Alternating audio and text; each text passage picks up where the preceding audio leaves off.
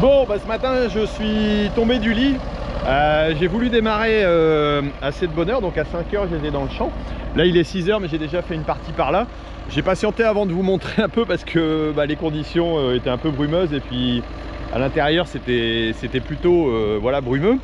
Mais si je me suis levé si tôt, c'est tout simplement pour travailler mon sol. Alors je vous explique un petit peu ce qu'on a ici. Donc si vous voulez, c'est le colza que j'avais semé avec des févroles qui a mal levé. On a eu un peu trop de sec, j'ai semé 4 ou 5 jours trop tard et donc il n'y avait pas assez de couverture. J'ai détruit avec un glyphosate tout simplement parce que j'ai des problèmes de chardon ici qui sont assez importants. Et donc je voulais absolument régler ce problème là ou essayer tout au moins de l'endiguer. Et donc on va semer une orge ici dedans d'ici quelques temps. Mais là pour l'instant ce que je voulais faire c'est tout simplement travailler le sol, et je profite que les terres sont gelées un petit peu. Voilà, et donc l'avantage en faisant ça, c'est tout simplement que je marque pas au niveau du sol. On a un sol qui est assez biais-feu. Donc voilà, on voit un tout petit peu de terre qui a collé, hein, mais ça aurait pu geler un petit peu mieux, ça m'aurait arrangé, mais bon, c'est comme ça.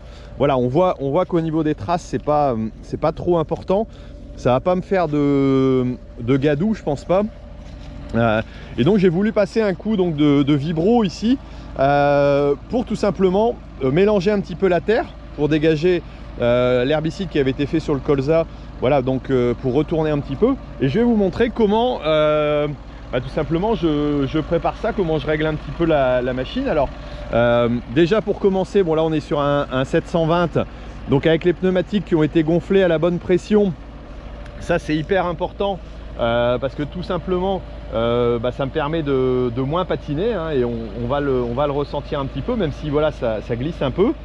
Ici au niveau du réglage, je vérifie aussi mon aplomb, hein, parce que il s'agit que les dents arrière et les dents de devant fonctionnent de la même façon, donc il faut ici que ce soit plat. Éventuellement vous prenez un niveau, ou sinon vous utilisez j'allais dire quelque chose de classique. Alors ça, le réglage se fait au 3e point. Là on va regarder un petit peu, mais je pense qu'on est bien, on a une bonne rectitude, et il faut le vérifier au travail, donc on vérifiera tout simplement juste après. Ici on a 2 roues voilà, de réglage de profondeur, et je maintiens un peu au relevage tout simplement pour garder la pression sur les pneus. Je vais vous expliquer ça afin d'éviter d'enterrer trop. Je pourrais relever les roues un petit peu, mais je préfère tout simplement maintenir un petit peu au relevage pour garder la pression sur l'essieu arrière et continuer à avoir un bon fonctionnement. Alors ici j'ai une masse assez légère, j'aurais pu prendre quelque chose d'un petit peu plus lourd en l'occurrence pour donner un peu plus de poids sur l'avant, mais bon il était équipé comme ça, j'ai pas voulu dételer un autre tracteur. Voilà, pour la parcelle en l'occurrence. Il y a les choix techniques, mais il y a aussi des choix j'allais dire pratiques parfois qui se font. Allez, je vous reprends après. Ici vous voyez ma console de guidage, et je vais l'utiliser parce qu'avec la brume c'est plutôt pratique. Et je vous montrerai un peu aussi comment je travaille le champ, j'allais dire de façon comme on dit à plane. Ça c'est un système que j'aime bien. Alors par contre ici je vais devoir retracer une voie parce que la parcelle n'est pas enregistrée. Alors là on voit ce que j'ai déjà fait sur la première partie, mais je vais donc nouveau schéma. Ah, j'ai fait charger schéma trop tard. Hop, voilà, donc je vais faire un nouveau schéma, je vais faire une ligne droite, et là je commence, je suis contre la parcelle à côté. On voit ici il y a le blé qui est juste là, vous le voyez certainement assez mal, mais voilà, donc la première je la fais à vue, et donc je démarre avec un point A tout simplement, et là je vais tracer ma route pour pouvoir travailler correctement. Alors j'ai baissé mon relevage et je règle, hop, un petit peu.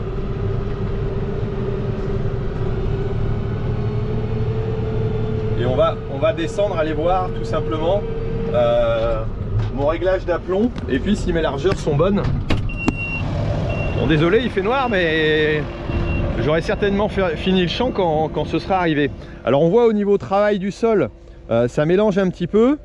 Par contre ici c'est bien mou. Voilà. Donc là ici ma bordure elle est bonne, là ça a tout juste été labouré. Voilà, le blé ici ça colle pas aux chaussures, donc c'est plutôt pas mal. et je vais regarder un petit peu mon aplomb. Si vous regardez bien, je pense qu'on est un tout petit peu plus baissé à l'arrière qu'à l'avant. Donc je vais resserrer mon troisième point un tout petit peu. Il ne doit pas y avoir grand chose à dire, mais comme le champ est pas plat, bah, si je prends un niveau, je vais pas toujours être bon. Mais bon, regardez par rapport au niveau du sol, j'ai souvent l'occasion de voir des engins qui sont réglés de façon étrange, pour pas dire mal réglés tout simplement, hein, parce que les gens, tout le monde ne fait pas attention à ces réglages de profondeur, et ça c'est important, hein. C'est pas grand chose parfois, mais ça permet quand même d'optimiser au maximum le réglage et d'avoir une conversion, voilà, entre l'outil avec le troisième point qui permet de bien tirer sur, j'allais dire, sur la partie tracteur. Alors c'est un peu complexe à vous expliquer, mais si vous voulez, le point de convergence entre l'attelage et puis l'attelage, j'allais dire, du troisième point, ça permet de tirer sur le tracteur en maintenant levé un petit peu au niveau des bras, parce que l'outil a tendance à descendre, et donc de rappuyer sur le tracteur et lui donner de la motricité. Donc ça c'est intéressant parce que ça va éviter à ce qu'il patine, parce que le but du jeu c'est pas qu'il patine, hein, mais c'est bien de pouvoir, j'allais dire, avoir la meilleure adhérence possible. Alors là je lève.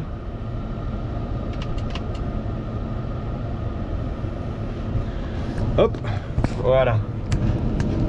Alors si vous vous intéressez au machinisme et puis à tout ce qui est réglage de tracteur là dont je viens de parler par exemple, à la fin de la vidéo je vais vous proposer d'accéder à 4 vidéos. Alors la première est déjà sortie pour ceux qui l'ont vu, qui est une visite d'usine de la structure classe, de la société classe, pour voir un petit peu comment se construit un tracteur ou se monte un tracteur. C'est plutôt sympa.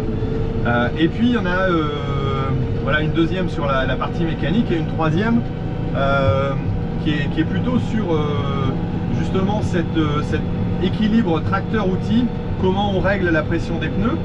Ça peut vous expliquer comment j'ai mis en place ce réglage là que j'ai fait tout à l'heure, tout simplement avec des abacs, avec le poids de l'outil, la dimension et le type de pneumatique, pour obtenir, j'allais dire, le meilleur travail possible. Et donc et ensuite il y en a une sur le réglage du soir qui est sortie de ma formation machinisme.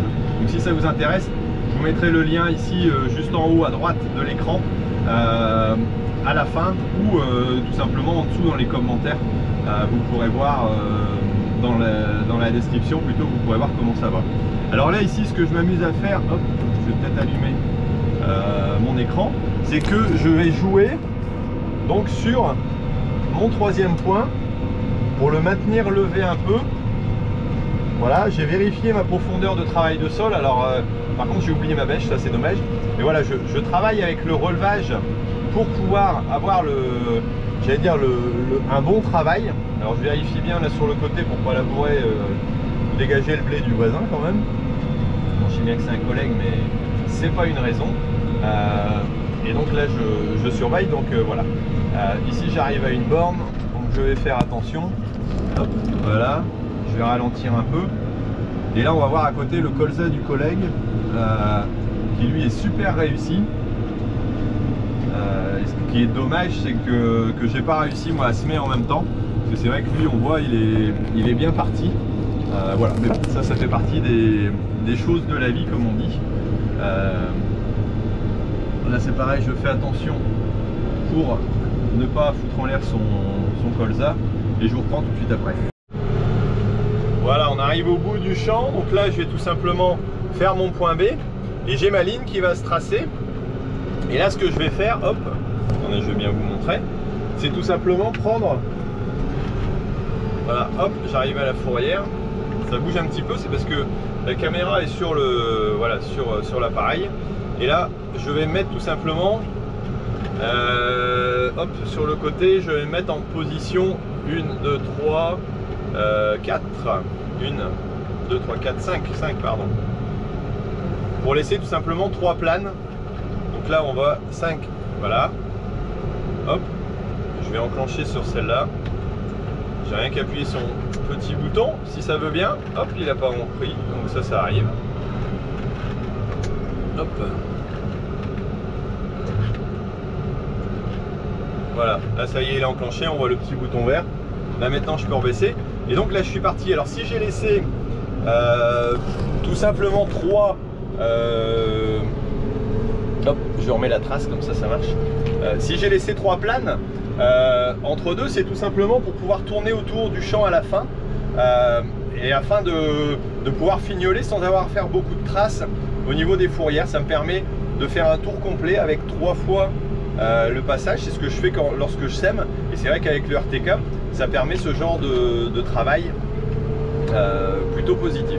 Donc là on va regarder un petit peu la conso, ce que ça donne en fonction de l'avancement, et voir si on peut modifier certains réglages au niveau, j'allais dire, du tracteur, pour voir un peu comment ça va. Donc là au niveau du travail, vous pouvez voir, hein, c'est plutôt pas mal.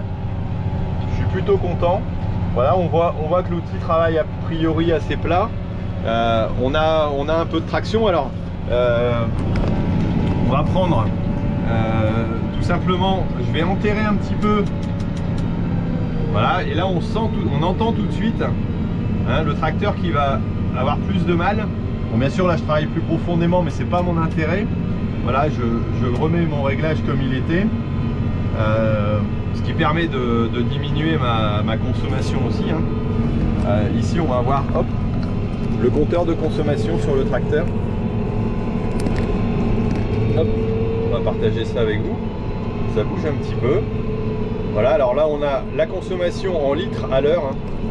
On pourrait la mettre en hectares, mais comme le GPS est mal réglé, ça va pas fonctionner. Donc là voilà, on voit par exemple une consommation de 46 litres à l'hectare. Et là je peux aller m'amuser à changer les réglages. Je peux mettre en manuel et autoriser un pourcentage de patinage plus élevé ou moins élevé. Alors hop, je vais aller jouer.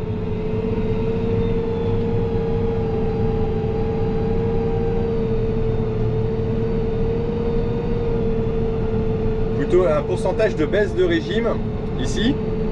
Voilà, donc là j'ai pas mis en automatique. Vous entendez peut-être un petit peu, il y a une réduction aussi du nombre de tours minutes. Là on est à 1530 et on va aller jeter un œil sur la conso. Là on est à 42 litres, voilà, 41 litres, 9 km/h à peu près. Et on va aller remodifier un peu le réglage. C'est là-dessus qu'on peut aller jouer. Voilà, donc là j'ai remis en automatique. On se retrouve à 1800 litres, à 1800 tours pardon, 8,5 km/h. Et pour autant en consommation, je suis à 47-48 litres. Donc quelque part mon réglage auto il n'est pas si bon que ça. Si je mets à 30% de patinage, voilà, je réduis pas forcément ma vitesse, mais je tourne à 1500 tours. Au contraire, même j'augmente la vitesse quasiment. Voilà. Et par contre en réglage de consommation, oh pardon, c'est pas ça. En réglage de consommation, voilà, je suis à 40 litres. 40-42 litres à l'heure. Donc là, rien qu'en faisant ce petit réglage là, je vais gagner quand même quelques litres sur la longueur. Et ce que je vais faire, c'est faire un essai avec deux longueurs différentes et la consommation totale pour voir un petit peu ce que ça donne. Alors ici je vais faire tout simplement un essai de réglage, donc en mettant en automatique, hein. Voilà, parce qu'il y a ce système automatique qui me permet de le faire sur ce tracteur là. Et puis après un essai autrement, et là je vais tout simplement mettre à zéro la conso moyenne. Comme ça me permettra de voir la conso moyenne à l'hectare indiquée avec ma largeur de 4,40 m. Et donc on est aux alentours de 1800 tours. Voilà, avec 9 km/h à peu près, hein. Et donc on va voir ici en bout de route ce qui m'indique au niveau consommation, et avec l'autre réglage ce que ça peut donner, avec la limitation du risque de patinage que j'ai pas en contrôle ici, qu'il faudra que j'allais dire que je prenne en compte éventuellement. Mais en tout cas on va vérifier ça au niveau de la consommation. Alors là j'arrive en bout de route, hein, on est toujours à 1800 tours.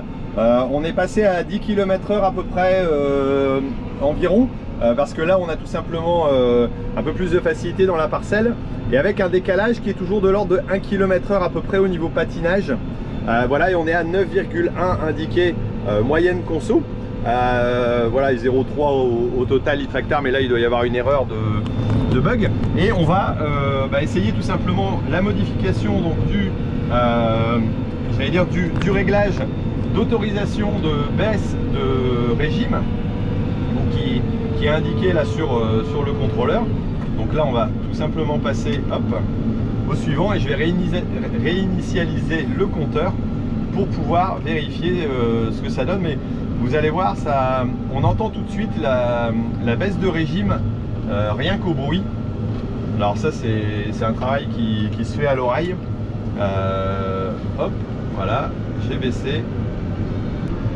Et vous entendez que le régime moteur est plus bas tout simplement, et on va le vérifier. J'ai perdu la connexion GPS. Bon, je vais essayer de le guider à la main. Donc on est plutôt aux alentours de 1540 tours minutes, 9 km/h. En plus je suis entre deux routes. Hop, je vais pouvoir reprendre. C'est bon, j'ai fait un petit zigzag quand même. Mais pour autant, voilà, on va aller vérifier là au niveau du compteur. Et puis je vais vous reprendre juste à la fin pour voir ce que ça donne au niveau conso.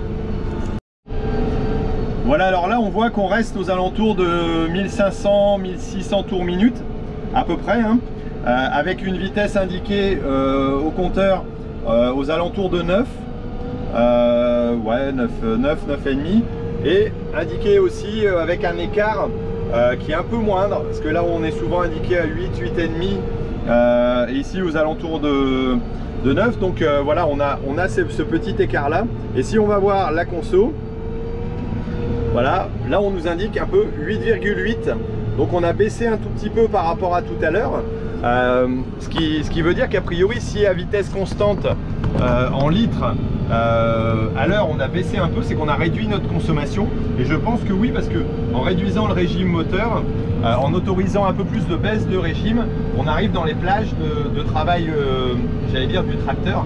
Alors là il y a toute une vérification à faire en fonction du type de tracteur sur lequel on travaille, bien entendu, parce qu'on n'a pas tous les mêmes plages de régime moteur, mais en tout cas réduire un petit peu le nombre de tours minutes en général est plutôt positif, sans forcément réduire donc la traction et le couple du tracteur pour avoir le meilleur résultat, le résultat optimum. Bon, après Julien Hérault vous expliquerez mieux que moi ce que je viens de vous dire, mais en tout cas voilà un peu dans l'idée, plutôt à réfléchir, parce que parfois certains réglages font qu'on va consommer inutilement, que ce soit les réglages de profondeur de travailler ce qu'il faut et pas plus, les pressions de pneus, mais aussi le réglage du moteur, et ça c'est important de pouvoir y regarder. Bon bah moi je vais finir le champ et puis après on va voir peut-être ailleurs ce que ça donne. Bon bah c'est toujours la purée de pois. Là je suis en train de terminer la parcelle, il est 7h30, donc en faisant mes tours, hein, comme je vous avais expliqué. Là je suis en train de finir tout simplement les bordures. Alors la gelée n'a pas pris plus, donc ça c'est plutôt dommage, mais bon, bah voilà. Et bon, moi je vais aller manger un petit morceau entre deux, et puis on va se retrouver dans le champ de poireaux, voir si j'arrive à faire quelque chose. On verra bien. Me voici arrivé au champ de poireaux, mais comme vous voyez c'est pas assez gelé. Il y a un tout petit, ça prend un tout petit peu, hein. Apparemment d'après ce que j'ai sur mes capteurs météo, on est aux alentours de moins 0,5, moins 1, donc c'est pas assez, il y a trop d'humidité. Donc je vais emballer ça et puis redémarrer certainement demain. Donc je vous rembarquerai avec moi demain matin, même si c'est dimanche, bah tant pis. Mais pour essayer de dégrossir un peu ça. Allez, à demain. Joli lever de soleil, grasse matinée ce matin jusqu'à 7h, c'est bien. Et là il est 9h, je viens d'arriver dans le champ, donc je vais venir voir si j'arrive à passer. Alors peut-être là où à l'endroit où ça a été le plus défoncé, au bord ça l'est moins. Le but du jeu ici pour moi c'est simplement de reniveler un petit peu, vous voyez les bases qu'on a faites. Donc je vais essayer de voir si au niveau de l'outil c'est pas trop gelé, parce que ça me paraît quand même bien. Alors hier c'était trop mou, aujourd'hui c'est trop gelé. C'est un petit peu compliqué de trouver l'intermédiaire. Mais bon, on va essayer de se lancer là-dedans et puis voir ce que ça donne. Avec un beau petit lever de soleil, des petits terrailles derrière là, plutôt sympa. Hop, allez, on va regarder. Là vous voyez un petit peu mieux l'outil que tout à l'heure peut-être. Voilà, donc on a une petite masse, hein, vous voyez j'ai bien dégonflé mes pneus comme je vous l'avais dit. Et j'avais pas nettoyé mon outil parce que j'étais repassé dans les champs pas loin. Donc voilà, hop, ça c'est parti. Allez, on va regarder. On voit que là ici c'est déjà ouvert. Mais je pense pas que j'ai commencé le long du chemin, le long du champ. Ça risque d'être un peu trop dur. Alors certains m'avaient posé la question de savoir comment on allait rattraper le champ de poireaux en question. Hein. Bah écoutez, c'est assez compliqué. Donc là je suis en train d'essayer de voir avec le vibro ce que ça donne. Alors l'avantage c'est que j'ai même pas besoin du GPS et c'est pas la peine de l'enclencher parce que de toute façon il n'arrive pas à rattraper. Et là ce que je fais c'est que je vais à petite vitesse. Hein. J'ai enclenché les 6 km/h à peu près, 6,6 et je suis en train de travailler un petit peu. Alors ça fait pas un travail extraordinaire mais ça permet, alors je joue avec le contrôle de hauteur mais je pense que ça va permettre au moins de faire évacuer l'eau un petit peu. Alors je pourrais utiliser un outil à dents moins large et peut-être qui irait plus profond, mais j'ai pas envie de remonter trop la structure du sol. Ça va me faire un essai. Je pense que je vais pas faire sur toute la parcelle, j'en ai déjà fait une partie. Il y a des endroits où ça marque comme étant inutile. Ici là où on a fait des demi-tours avec le télescope, bah écoutez ça permet quand même de reniveler. Je pense que ça permettra de passer. Vous voyez là c'est carrément à l'arrêt quoi. Hop, je pas besoin de guidage hein. Et voilà, je gratouille comme on dit. Alors je sais pas si je fais super bien mais par endroit je vais permettre à l'eau quand même d'essayer de s'infiltrer et c'est vraiment l'objectif là par temps de gel. Il faudra peut-être que je reprenne le champ de travers ou alors pourquoi pas utiliser une bêche, ça peut être une vision intéressante des choses. À voir. Le rendez-vous des agriculteurs et des passionnés d'agriculture, où nous traitons en live toutes les 2 semaines de sujets qui nous concernent. Je sais pas si vous entendez, mais je suis en train de passer à la radio. D'ailleurs, il faudrait que je change mon générique. Quand vous vous ennuyez dans le tracteur, vous faites comme moi. Vous mettez le rendez-vous agri en podcast, et puis comme ça, vous pouvez m'écouter en direct. Aujourd'hui, j'ai la chance d'accueillir beaucoup pas en direct. représentants de féminines. Voilà, et là c'était le rendez-vous agri spécial avec les femmes ont-elles leur place en agriculture. Très intéressant d'ailleurs, avec des youtubeuses comme Lucie, comme Émilie. On avait aussi Océane, et puis Kinou qui est plutôt sur Twitter. Donc voilà, encore une occasion de m'écouter si jamais vous tapez RDV Agri dans votre application de podcast ou sur Deezer ou sur Spotify et puis vous me trouverez. Petites images au soleil, tiens on va aller voir les poireaux à quoi ça en est. Alors si on devait arracher là on devrait attendre que ça dégèle hein, parce que clairement il ne faut pas aller toucher un poireau qui est gelé parce qu'on va tout simplement abîmer les feuilles. Et là en l'occurrence bah, c'est quand même pas mal gelé. Alors bon l'avantage c'est que c'est une culture d'hiver et ça tient. On voit qu'ici on a quand même beaucoup moins de problèmes de structure parce que ça a été plus sec que dans le reste de la parcelle. Et ici on voit que le travail est plutôt bien meilleur. Alors c'est simplement on va dire un gratouillage, mais ça va permettre aussi à l'humidité de reprendre. La terre a séché un petit peu. Donc là bah voilà le travail est fait sur la partie de parcelle que je voulais faire. Et bah ici ça va permettre quand même d'aérer, d'assécher un peu et donc de ne pas faire trop de mal. Voilà, bon j'ai pas trop sali l'outil hein, pour finir. J'avais peur de tout dégueulasser, mais de toute façon c'était... Voilà, j'ai un petit peu de terre sur les bras, mais c'est tout. Mais ça arrive lorsqu'on est en fourrière et qu'on coupe un petit peu.